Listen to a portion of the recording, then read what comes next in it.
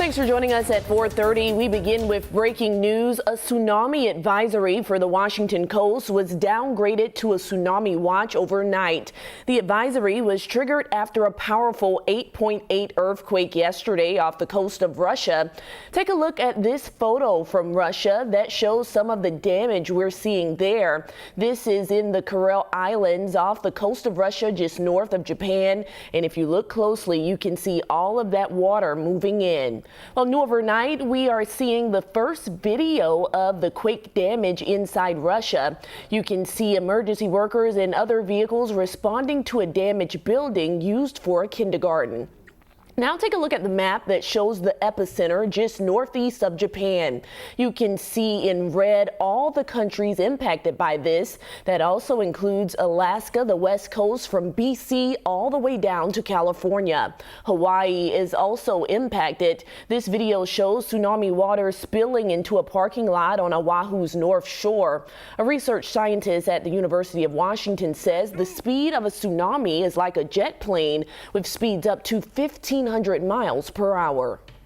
It's usually very small in the deep ocean. It's pretty quiet in the deep ocean, but once the tsunami wave reach the shallow water, and then the energy release will be in the forms of wave height, and the water will pile up and cause severe damage along the coastline. Well, right now we are giving you a live look from Hawaii. This is in the Waikiki neighborhood in Honolulu. The first wave hit the island last night around 10:10 our time. You can see it does look pretty calm there right now. Well, King 5's Madison Wade just happens to be on vacation there. She reports from Waikiki Beach with what she saw overnight. Hi everyone, Madison Wade here in Waikiki. We are still under this tsunami warning right now.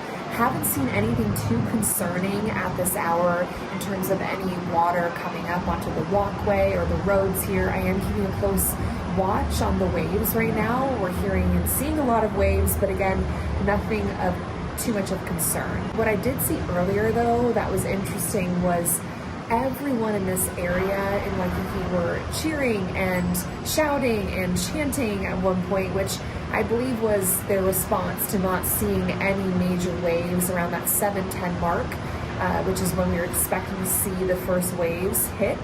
So I'll play that clip for you right now.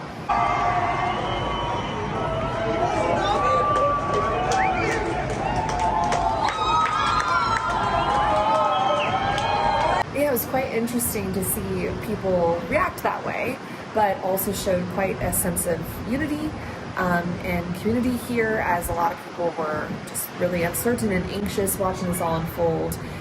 People are starting to head inside and go to bed. A lot of people are still watching right now, but not seeing anything too concerning at this moment. Still being told from the hotel to stay in our rooms and stay up higher than the fourth floor. But again, no water, no waves coming in. I'll give you a closer look too at what the water looks like right now as well. So if anything changes, I'll be sure to let you know. Thanks for that, Madison. Well, Alaska Airlines held flight departures to the islands for several hours and diverted inbound flights as well, but those flights are moving again this morning. However, there were some cancellations, so if you have plans to travel to the Hawaiian Islands, you should check the status of your flight before heading to the airport. Well, the big concern along the Washington coast overnight was strong and abnormal currents. Beaches were closed overnight in ocean shores. The Grays Harbor Emergency Management Director says they expect the impact to last 12 to 24 hours. Civilian volunteers as well as local fire officials have been at this beach trying to keep people out of the water. Initially, the forecast called for about a 1-foot tsunami wave there. The Emergency Management Director says that will most likely impact the maritime community. The good news is this is coming shortly after low tide. Our cameras spotted quite a few people out on the beach last night. Kind of scary and exciting, just like, oh no, what's gonna happen? It just makes it exciting, kind of, Yes. that we were here to experience this. Yeah.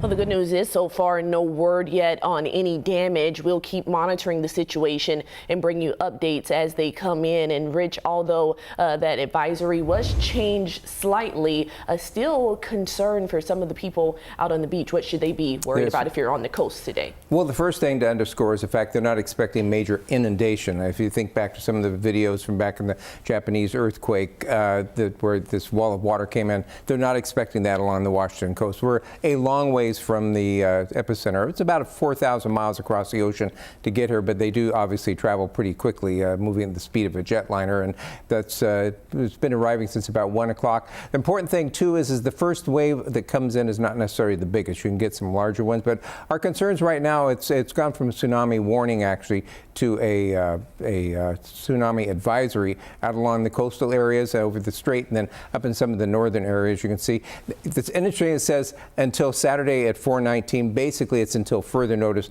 They're going to keep that tsunami advisory in place until they're sure that the waves have cleared and there's nothing else headed our way. It takes a little while for them to decide how big it's possibly going to be, since everything's happening basically underwater with these earthquakes. It's a subduction zone just like we have off our coast, but once those waves are generated and traveling across the Pacific, we have sensors now. There are arrays that pick them up. They can feel the passage of the wave and the magnitude of the wave, and then they can start to get an idea of whether or not a significant tsunami has been generated. And you can see there the advisory out there along the coast extends inland up the Chehalis River past Hoquiam and Aberdeen there. And again, this is until further notice. And the concern right now is basically you get all these really strange currents going on, very strong currents, even though you may only see the water level go up a foot or so over what it would be with the tides. It's mostly that if you by any chance get into the water and get sucked into the water, that there'll be some very strong currents out there that could affect you. So that's the reason they're trying to keep people away from the coastal beaches and then also through the strait. And you can see it extends up there, Whidbey Island, on up towards Bellingham, Mount Vernon area. This, the geometry of it doesn't bring it down significantly into the main Puget Sound area. That's the reason that's not under warning.